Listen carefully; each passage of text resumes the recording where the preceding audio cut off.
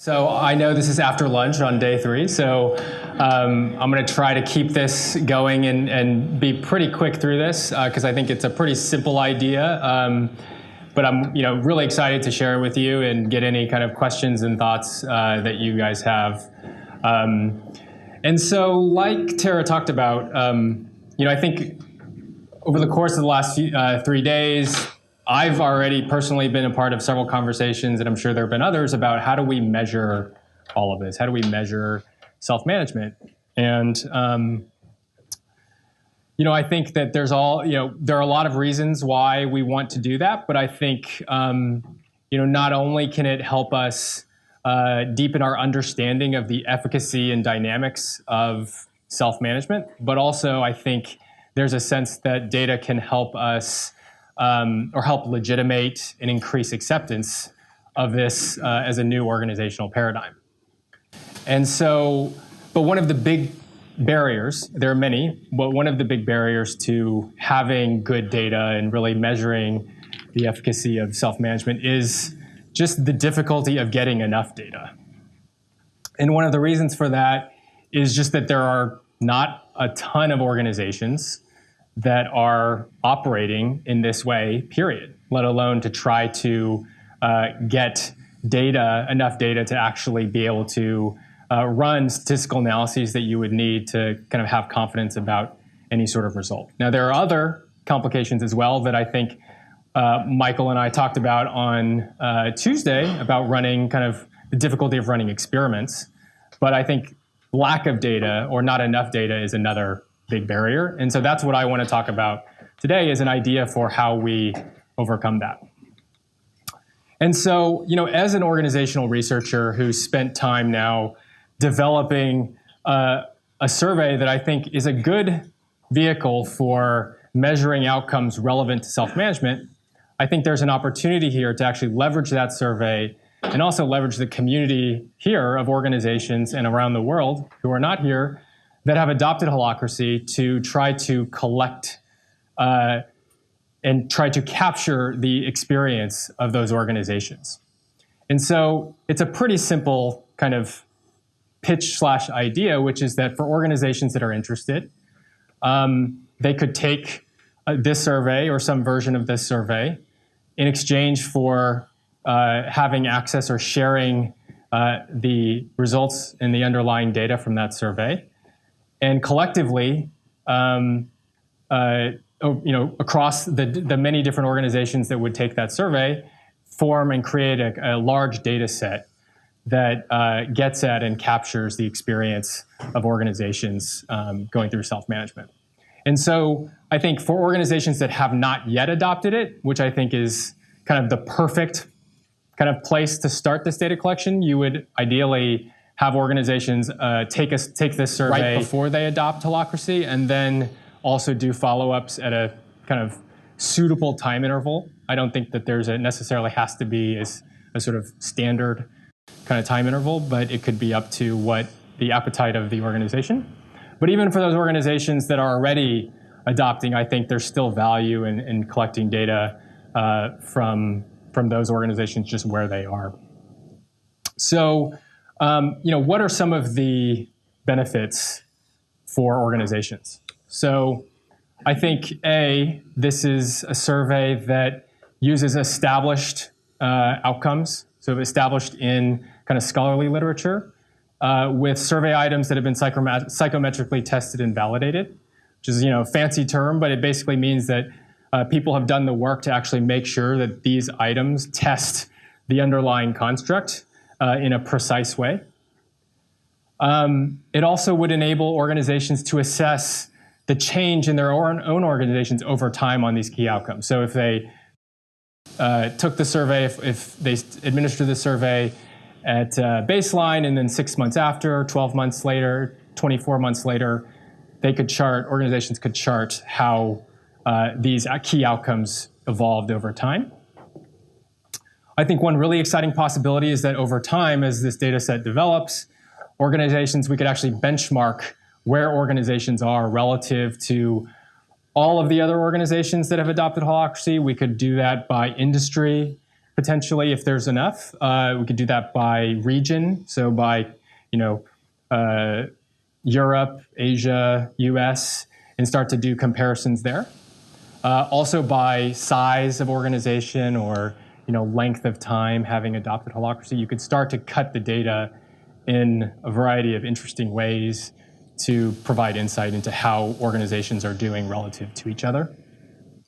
And then I think the fourth, and maybe maybe most exciting for me, less exciting for others, but it's the possibility of being able to contribute to the broader kind of academic research on self-management, which is still relatively small, but I think there's a kind of growing interest in better understanding these types of systems.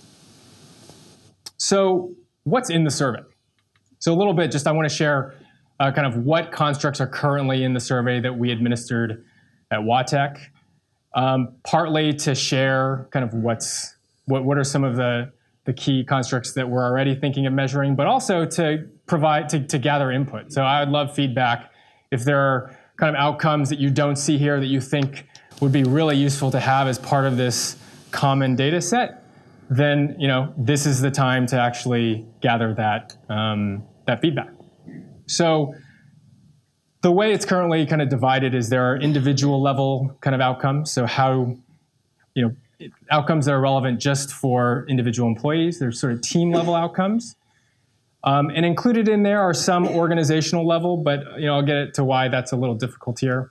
And then finally, kind of individual traits and demographics there. So those are kind of control variables that we would use, but also I think could do some interesting analyses with that, which I'll talk about. So the individual level outcomes. Now this is just a list of the outcomes that we currently measure at WATEC. Some of them you would expect, like empowerment, job satisfaction, commitment to the organization, engagement, turnover intention down below. Those are sort of standard individual level outcomes that we look at commonly in organizational research that I think are really relevant here to this community. There are some others that are maybe a little less common, but I think are interesting and relevant. So role clarity, job crafting. So job crafting is the name for a phenomenon of people being able to kind of flexibly create roles that better fit their own interests and passions. So looking at, that's a growing body of research in the academic space that I think Holacracy is really relevant for.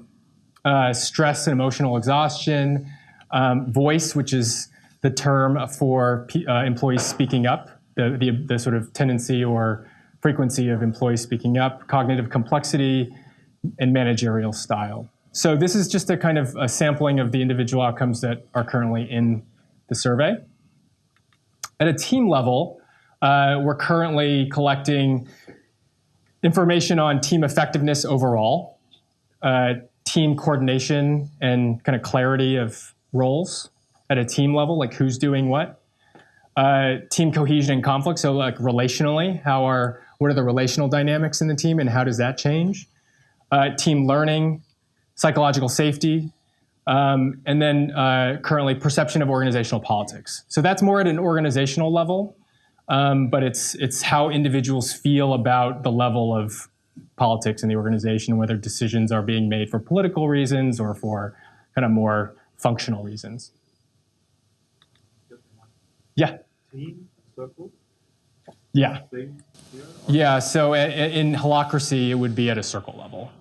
Yeah. And then the last kind of bucket of outcomes or constructs that we're measuring are really about individual differences. Like, what are the features or personality traits of individuals that are relevant to capture, both to control for them when we run analyses, but also, I think, to explore how might these individual differences impact people's experience of self-management. So this is a list of the current constructs we're measuring. The big 5 personality traits are the kind of core standard personality traits that psychologists have used for many years now.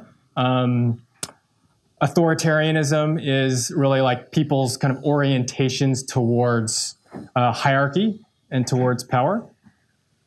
Assertiveness, proactivity, power distance orientation is also similar to authoritarianism, like how people orient towards power.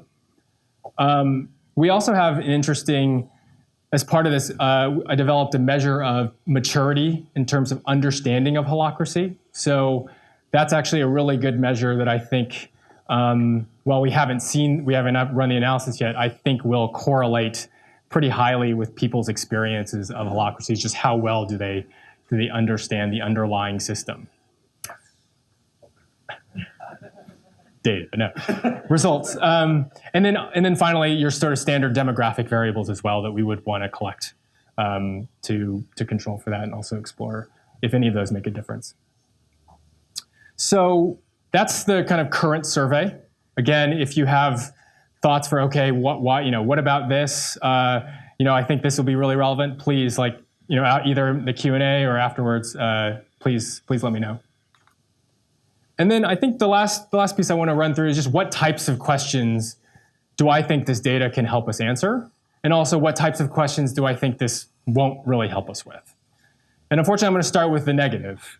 And that's really, at an org level, I think there's a lot of, there are questions about what's the ROI on this? Like what are the performance impacts of holacracy? And not only can this data not help us answer those questions, but I just generally think that those kinds of questions are impossible to answer in a robust statistical way. So I would generally feel and would suggest that we sort of stop trying to answer that particular question. It doesn't mean it's not important, but that I think that our focus could be productively channeled elsewhere. And I think just briefly on the reasons, at an organizational level, you just need there's so many potential reasons and other factors that influence organizational performance that to be able to control for those confounds, you would just need a huge data set, not only of organizations practicing holacracy, but also organizations that aren't practicing holacracy. Maybe one day we'll be able to have that, but I think right now, for the foreseeable future, that's not really realistic. So then there are individual team level impacts, so the efficacy at an individual and team level.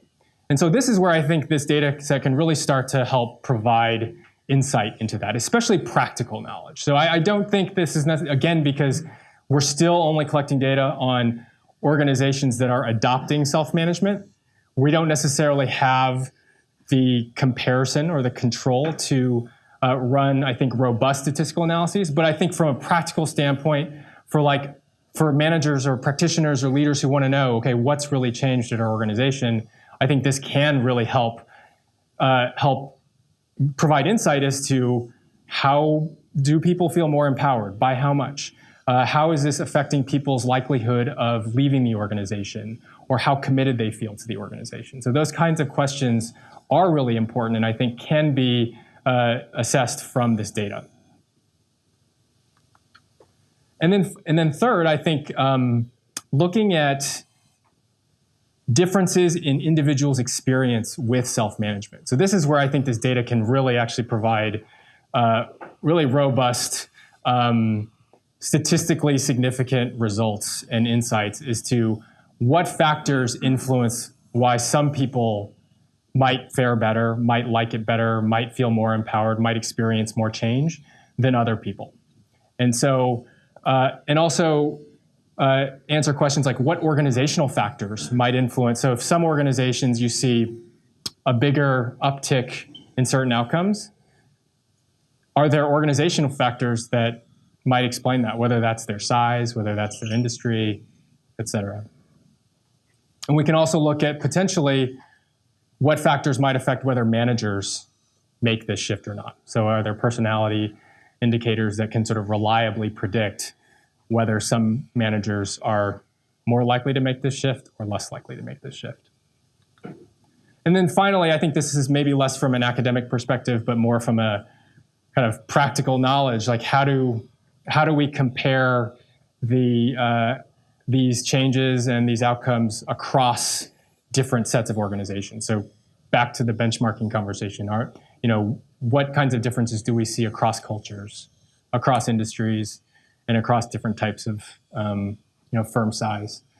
And even potentially implementation intensity. So if we were able to collect data on how, like, who's doing this DIY, who's doing this with paid consultants, then we could start to see, okay, what differences do we see across those types of those differences? So I think that's what I mainly had. And I think if, again, if you're interested, if your organization, if you're a consultant that works with organizations and you're interested in learning more or being a part of this, definitely email me or come up to me afterwards in the time remaining, and we can talk about next steps. So thank you.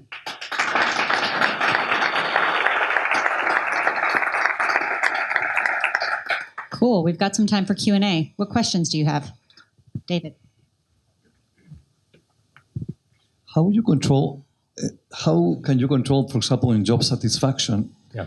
In my organization that is run by Holacracy, we just recently, well, at the same time, more or less, we started Holacracy. We started doing basically teleworking. We don't, right. So they're very happy for the teleworking stuff. So yeah. How do you, job satisfaction is also affected by that. So how do you control by those variables? Yeah, so I think at your individual firm level, we couldn't control for that. So you could find out, okay, empowerment increased by 20%, but there would be no way of knowing how much of that is due to Holacracy, how much of that is due to telework. I think the idea is over kind of the course of the entire data set, we would be able to not necessarily control for that, but because not every organization is going to be implementing telework at the same time as Holacracy, that we would be, I think, feel more comfortable drawing inferences or conclusions that the differences that we see are at least in part due to Holacracy, because that's the consistent change that we know happened across every single organization. Diedrich? Yeah. It's a long way back. But again, I think that wouldn't necessarily hold up in a peer review. Again, I think that's, there's a difference between what's academically possible versus what's, I think, practical knowledge that this community would be valuable for this community. Yeah. Awesome work, Mike. I'm really impressed already, and I can't wait to have a couple of years data. You mentioned anything missing, or the thing that jumps out at me, is it already in their decision making, and particularly speed and quality of decision making? Is that something that's already measured, do you think, or because I think it's will be an interesting variable. Yeah, I'll write that down. I mean, I think there isn't a very well-established construct in the management literature that that captures that. And so I think the question is not, I agree it's important, and I think that's something that Holacracy clearly would help foster. And so I think the work would be around how do we develop the sort of survey item to capture that in a reliable way. But I think that's a good suggestion. Say more? Velocity, yeah. Yeah. Thank you. You've done it. A question here. I think it's a great idea. What are your thoughts about how to deal with the data? Is it open source for other researchers, or is it just? Yeah, I mean, I think those are details that are still I think I haven't even thought enough about. So, but yeah, I think those are the kinds of decisions that need to be made in the next kind of few weeks, months as this gets rolled out. But yeah, I think that's a good question. Yeah. I really would like to build on Diedrich said. I cannot wait for results. I have got a question regarding the methodology. Yeah. If I understood correctly, it's most about, is it a questionnaire asking people how they observe themselves? My question would be also, have you thought about, observing or measuring behavior, not relying on statements people do themselves, but really look at what they are doing, actually? Right. Yeah, I mean, I think so that's generally more qualitative data collection that, observational data. I've done that at one organization who's adopted Holacracy. thus far, and that's very time intensive, right? It takes someone who's spending time on site collecting data. And so I think realistically to aggregate that at this level is not, that's why it's not included here, is that data would be difficult to sort of expect to collect at 100 different organizations. So it's really more about the scalability of how easy it is to collect that data. Yeah. What does it take to become part of the survey? If an organization here, or if one of my clients says like, hey, we like to gather data about how we're doing it. Are you interested? And what would it take?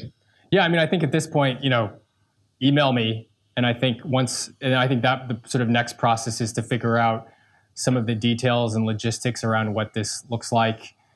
Make sure the kind of agreements, confidentiality, all of that is in place. So again, I failed to mention, but all of this data would be confidential in terms of anything that's reported out would be only done at an anonymous and aggregated level. And if companies didn't want their sort of identities to be included in kind of who's included, that's also can be anonymized. But yeah, I think right now this is sort of where this is in the idea phase, is like, okay, I think I know what the idea is, and now it's like figuring out the logistical details on how do you move forward with it. So start with just, let me know if you're interested. Yeah. So I'm curious. I'm curious about the research context that you're operating in. And do you know about other people who are doing similar stuff and how what you're doing can correlate in the kind of large? Yeah, so, I hear about different academic researchers who, I think some of you are already working with. My sense is that a lot of that is right now case study qualitative based. But there might be an opportunity based on what other people are doing to connect, especially if they're collecting quantitative data, to kind of connect and kind of join forces.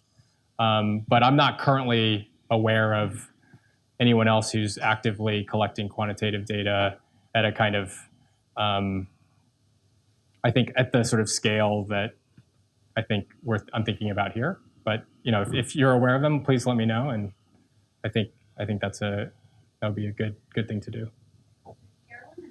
Oh, Yiqing was also trying to get in here. Oh, sorry.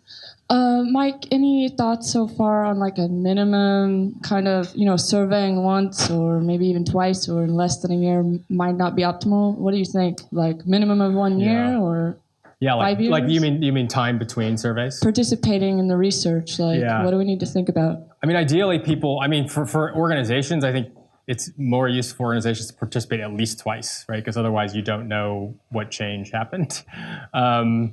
So I would say, I'm not going to, so I would say organizations would want to participate and take the survey at least at 2 different time points to be able to assess change. And then time between surveys, I mean, at WATEC, we're doing 6 months and 12 months.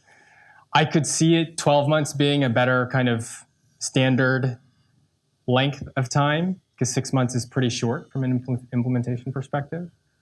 So, but yeah, I think that those are details left to be worked out, but that's kind of where I'm currently thinking. And it sounds like you agree. Yes, Mike. Maybe 2. One is around getting things done.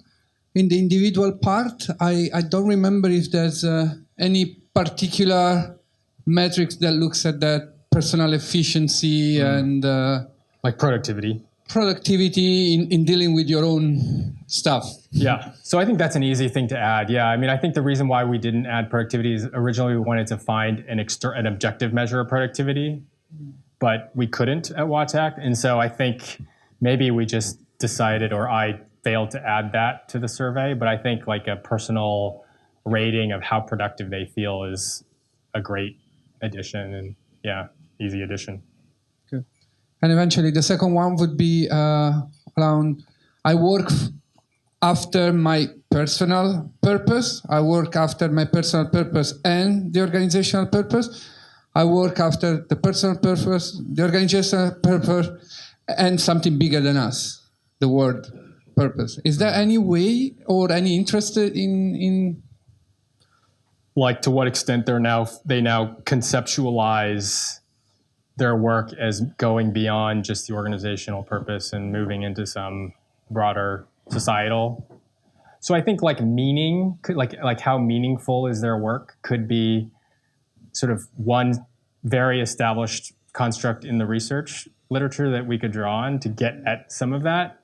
It doesn't get at that perfectly. So I think there's always like a kind of translation of how much do we tailor these outcomes to being very holacracy specific or to very versus how much do we want it to be able to talk to existing kind of constructs and existing research that's out there.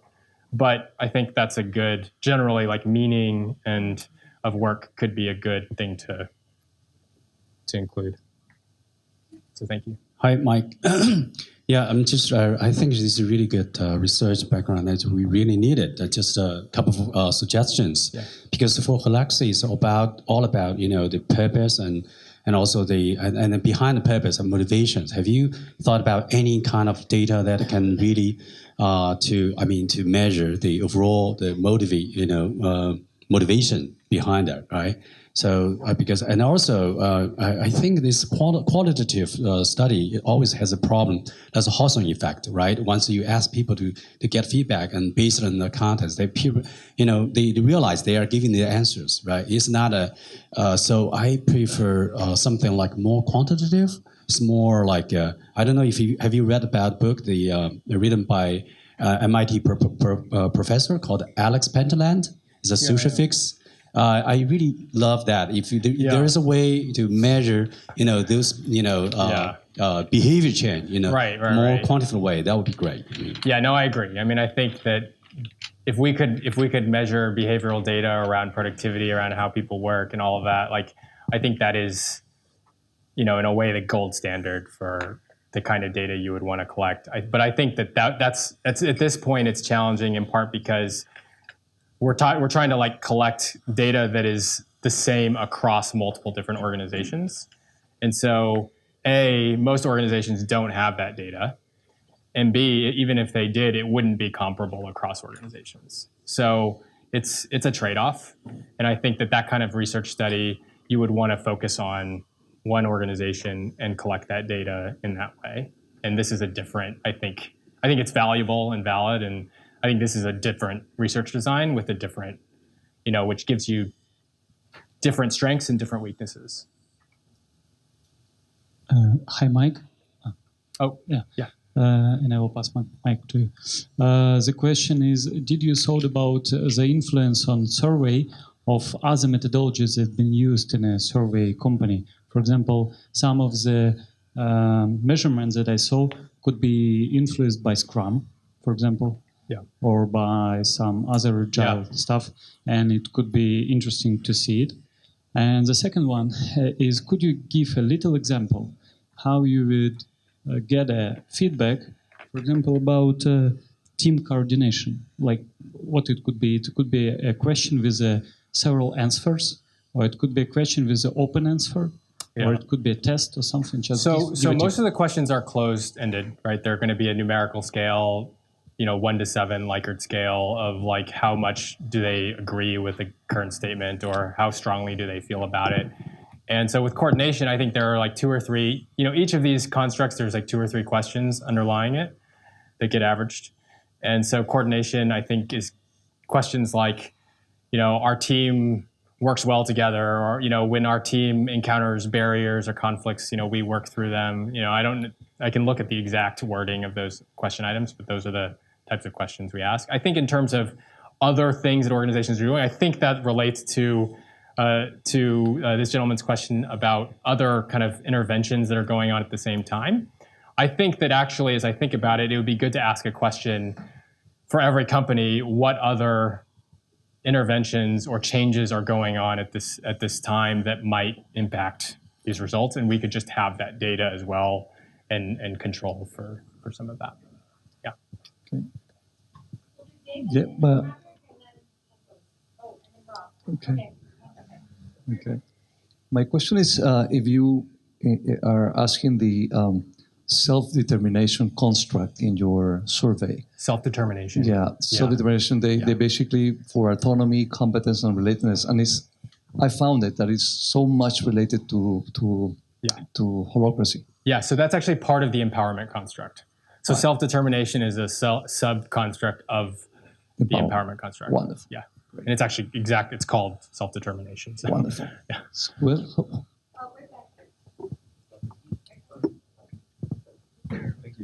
I was wondering if you already have an idea how much time would it take to take the survey? Yeah. How many items will be part of that survey?